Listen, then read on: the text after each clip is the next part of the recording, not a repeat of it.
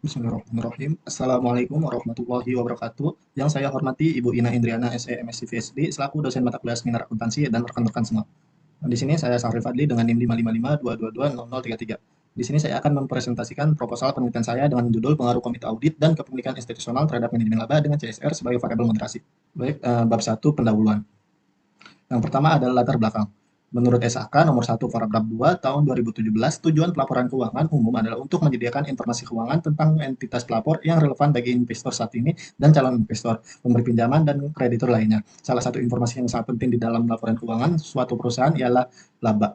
Akan tetapi informasi laba ini sering menjadi target untuk melakukan tindakan rekayasa yang dilakukan oleh manajemen untuk kepentingan pribadinya.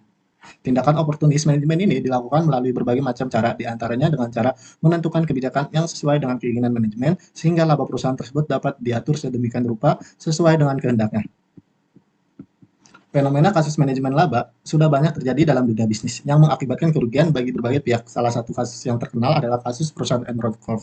Fenomena kasus manajemen laba di Indonesia kerap terjadi yang melibatkan perusahaan besar. Salah satu kasus manajemen laba yang pernah terjadi di Indonesia yaitu pada perusahaan manufaktur yang terjadi pada PT Tiga Pilar Sejahtera Food (TBK) atau AISA. Diduga telah terjadi penggelembungan pos akuntansi senilai 4 triliun oleh manajemen lama pada laporan keuangan perusahaan tahun 2017. Laporan keuangan PT Tiga Pilar Sejahtera Food (TBK) tahun buku 2017 disajikan ulang pada tahun 2020, termasuk laporan keuangan 2018 dan 2019 yang ketika itu belum dilaporkan. Perusahaan membukukan rugi bersih 5,23 triliun sepanjang 2017. Pada laporan keuangan yang telah di-restatement tersebut, jumlah ini lebih besar 4,68 triliun dari laporan keuangan versi sebelumnya yang hanya rugi sebesar 551,9 miliar. Berdasarkan kasus-kasus manajemen laba di atas, hal ini dapat diminimalisir menggunakan mekanisme corporate governance. Komite audit adalah subkomite dari Dewan Komisaris yang menyediakan komunikasi formal untuk Dewan Komisaris, direksi, sistem pengawasan internal, dan auditor eksternal. Komite audit sebagai organ yang didelegasikan kewenangan oleh Dewan Direksi untuk mengamankan dan mendahulukan kepentingan pemegang saham. Selain komite audit, kepemilikan institusional juga diduga mampu memberikan mekanisme pengawasan yang serupa dalam perusahaan. Kepemilikan institusional merupakan saham perusahaan yang dimiliki oleh institusi atau lembaga sebagai perusahaan asuransi, bank, perusahaan investasi, dan kepemilikan institusi lainnya. Selain itu, penelitian yang menyelidiki hubungan antara tanggung jawab sosial perusahaan atau CSR dengan manajemen laba telah banyak dilakukan. Seperti Hong dan Anderson 2011, Kim dan kawan-kawan 2012, Al-Mahrub dan kawan-kawan 2018, dan Grassgill dan kawan-kawan 2016, membuktikan pengaruh negatif CSR terhadap manajemen laba. Sedangkan Prior dan kawan-kawan 2008, Sih dan kawan-kawan 2008, Mutakin dan kawan-kawan 2015, Jordan dan kawan-kawan 2018, dan Pratama dan kawan-kawan 2020 membuktikan adanya pengaruh positif CSR sebagai greenwashing atau window dressing terhadap manajemen laba. Berdasarkan paparan tersebut, penelitian tentang komite audit kepemilikan institusional terhadap manajemen laba masih menarik untuk diteliti kembali, mengingat banyaknya kasus mengenai praktik manajemen laba dan semakin banyak perusahaan yang menerapkan good corporate governance, serta berdasarkan hasil yang berbeda dari penelitian yang telah dilakukan sebelumnya. Sehingga penulis merumuskan penelitian dengan judul Pengaruh Komite Audit dan Kepemilikan Institusional Terhadap Manajemen Laba dengan CSR sebagai variabel moderasi.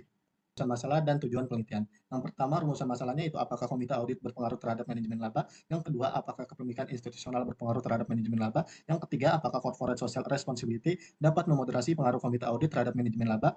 Dan yang keempat, apakah corporate social responsibility (CSR) dapat memoderasi pengaruh kepemilikan institusional terhadap manajemen laba.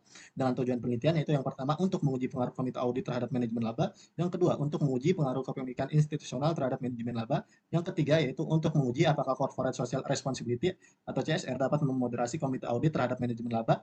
Yang keempat, untuk menguji apakah corporate social responsibility atau CSR dapat memoderasi kepemilikan institusional terhadap manajemen laba. Manfaat penelitian ini ada dua manfaat praktisi, yaitu yang pertama ada bagi akademisi, yaitu diharapkan dapat memberikan bukti empiris mengenai pengaruh corporate governance yang diukur menggunakan komite audit dan kepemilikan institusional terhadap manajemen laba.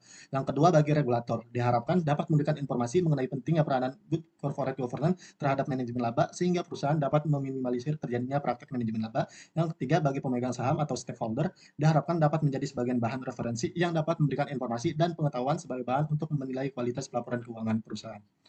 Yang kedua ada manfaat teoritis, yaitu ada bagi pembaca, yaitu diharapkan dapat menambah informasi khususnya mengenai informasi yang berkenaan dengan akuntansi keuangan serta untuk menambah referensi sehingga akan bermanfaat bagi penelitian selanjutnya. Kemudian ada bab 2 tinjauan pustaka. Yang pertama ada landasan teori, yaitu ada agensi teori atau teori agensi. Dalam penelitian ini menggunakan teori agensi karena menurut Jensen and Manning dalam jurnalnya yang berjudul Theory of the Farm mengungkapkan pengertian dan teori keagenan adalah teori yang erat kaitannya dengan hubungan antara prinsipal dan agen yang dipisahkan dalam kepemilikan dan manajemen, atau dalam pemisahan fungsi menanggung resiko dalam pengambilan keputusan dan fungsi manajemen. Yang pertama ada dari Triana Safira Alfurkaniati dan Burhanuddin. Judul penelitiannya pengaruh corporate governance dan pengungkapan CSR terhadap manajemen laba. Variabel independennya komisaris independen, komite audit, kepemilikan manajerial, kepemilikan institusional, serta CSR. Variabel dependennya yaitu manajemen laba. Hasil dari penelitian ini yaitu menunjukkan bahwa komisaris independen dan komite audit berpengaruh negatif dan signifikan terhadap manajemen laba, serta pengungkapan CSR berpengaruh positif dan signifikan terhadap manajemen laba. Sedangkan kepemilikan manajerial dan kepemilikan institusional tidak memiliki pengaruh secara signifikan terhadap manajemen laba. Oke, next. Kemudian ada kerangka konseptual, yaitu dari yang pertama yaitu ada teori agensi. Teori agensi itu merupakan hubungan kontrak antara prinsipal dan agen. Hubungan prinsipal antara dan agen ini sering terjadi asimetri informasi. Asimetri informasi ini terjadi dengan dua cara, yaitu moral hazard dan adverse selection. Ketika terjadi moral hazard, maka akan terjadi agensi problem. Ketika terjadi agensi problem, maka akan terjadi manajemen laba. Oleh karena itu, kepemilikan institusional serta komite audit ini dinilai mampu mengawasi praktek manajemen laba dengan CSR sebagai variabel moderasinya yang bertujuan untuk meminimalisir terjadinya praktek manajemen laba. Oleh karena itu, ketika praktek manajemen labanya rendah, maka otomatis nilai perusahaannya akan tinggi. Kemudian ada model penelitian. Kemudian ada hipotesis penelitian. Yang pertama, H1 komite audit berpengaruh negatif terhadap manajemen laba. H2 kepemilikan institusional berpengaruh negatif terhadap manajemen laba. H3 corporate social responsibility dapat memperkuat hubungan komite audit terhadap manajemen laba. H4 CSR dapat memperkuat hubungan kepemilikan institusional terhadap manajemen laba. Kemudian ada bab 3 metodologi penelitian.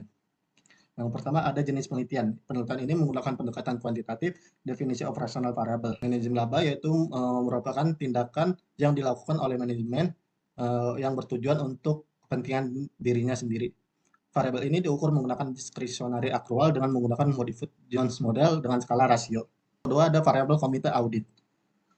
Komite audit adalah suatu komite yang bekerja secara profesional dan independen yang dibentuk oleh Dewan Komisaris dan tugasnya adalah untuk membantu dan memperkuat fungsi Dewan Komisaris dalam melaksanakan pengawasan atas proses bisnis di dalam perusahaan.